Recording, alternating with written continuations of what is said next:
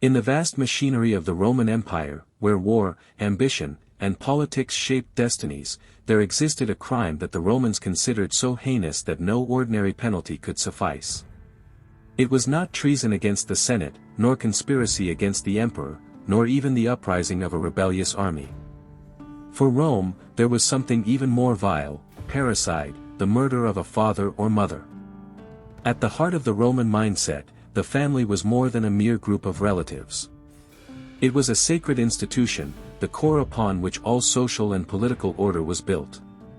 The paterfamilias, the head of the household, did not only hold authority over his home, he was seen as the moral column of the empire, the figure who kept tradition, discipline, and the continuity of Rome itself intact.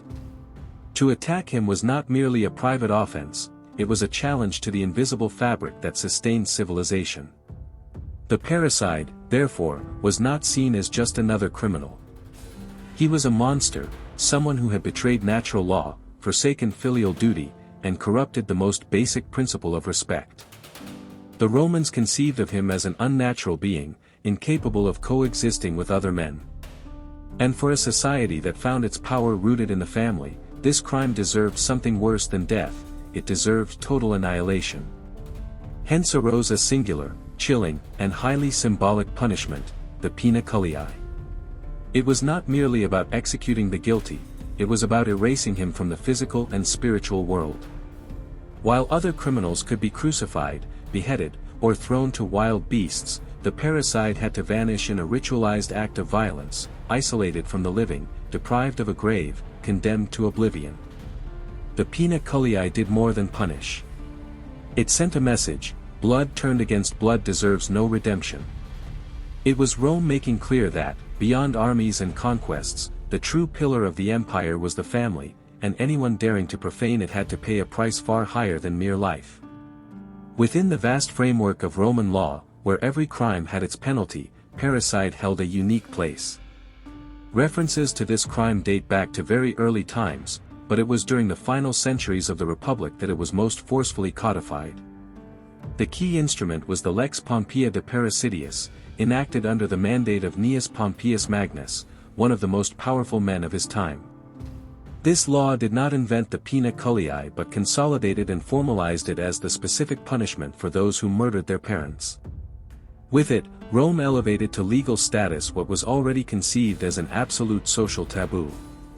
It was not enough to punish the guilty, he had to be condemned so exemplarily that no one would dare even imagine such an act. To understand this decision, we must look at the center of Roman society, the paterfamilias. This was no ordinary father but the embodiment of legal and spiritual authority within the household. The paterfamilias had absolute power over the life and death of his children, over the household slaves, and even over economic and religious decisions. He was, in effect, a microcosm of Rome's power within each family. The murder of a father was therefore not merely a crime against an individual, it was the symbolic destruction of patria potestas, the dismantling of a fundamental pillar that sustained the entire empire.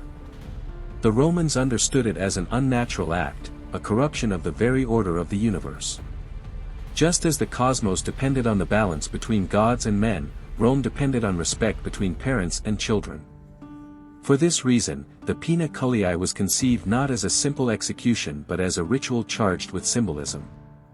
The parricide had to be isolated, stripped of all humanity, condemned in body and spirit.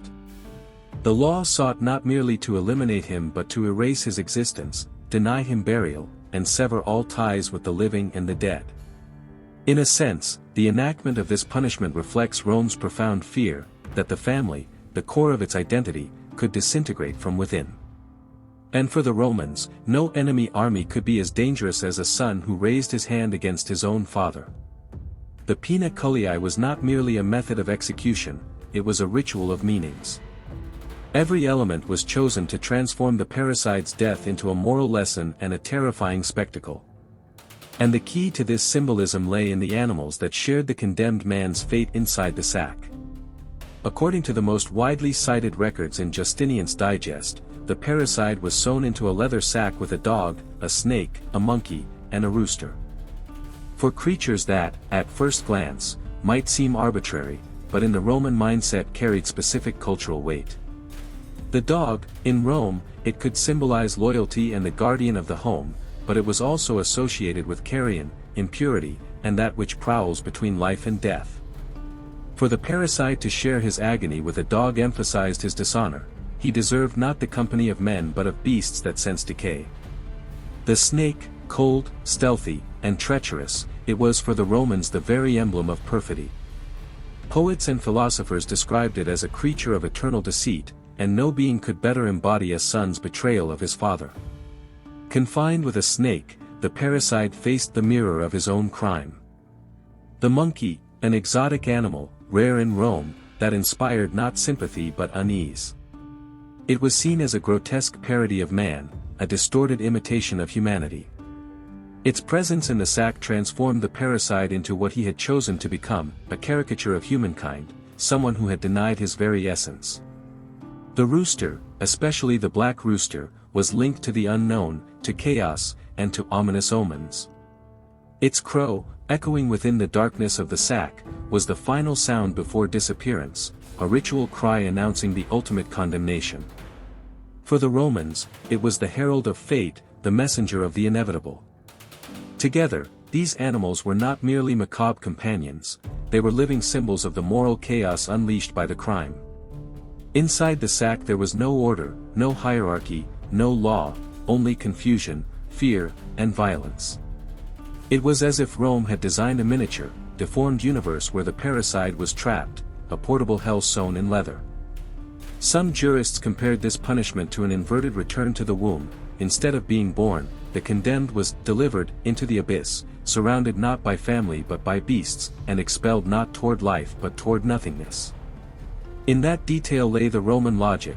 The parricide did not deserve a human end, for he had denied humanity itself by killing the root of his own existence.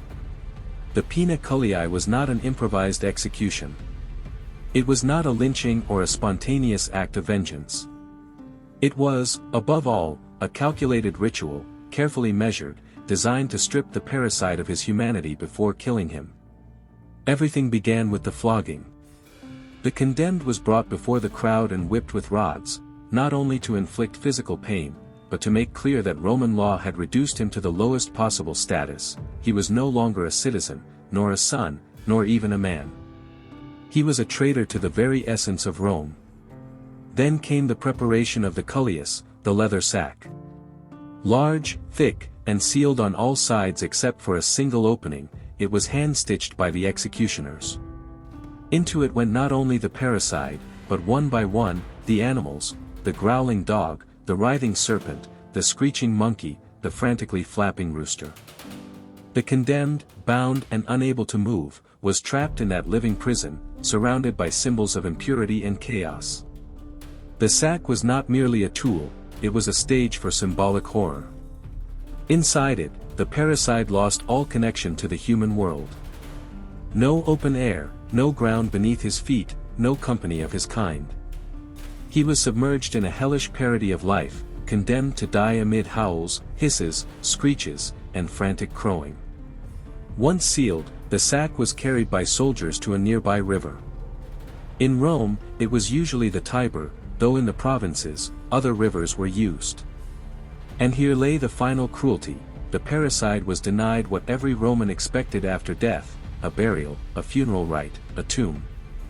The water did not purify, as in so many religious rituals. The water erased. Submerged in the river, the sack sank with its cargo of screams, violence, and terror. Inside, despair was total, the animals attacked in the dark, the air ran out, and the body of the condemned vanished without a trace.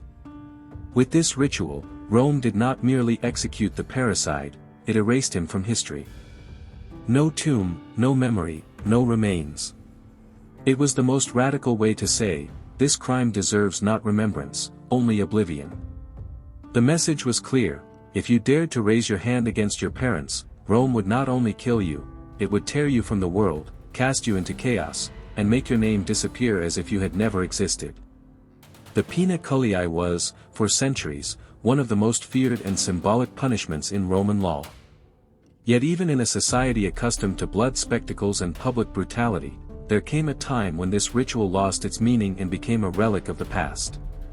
The decline of an archaic ritual. By the 2nd century AD, under Emperor Hadrian, references suggest that the Pina Culii had fallen into irregular disuse.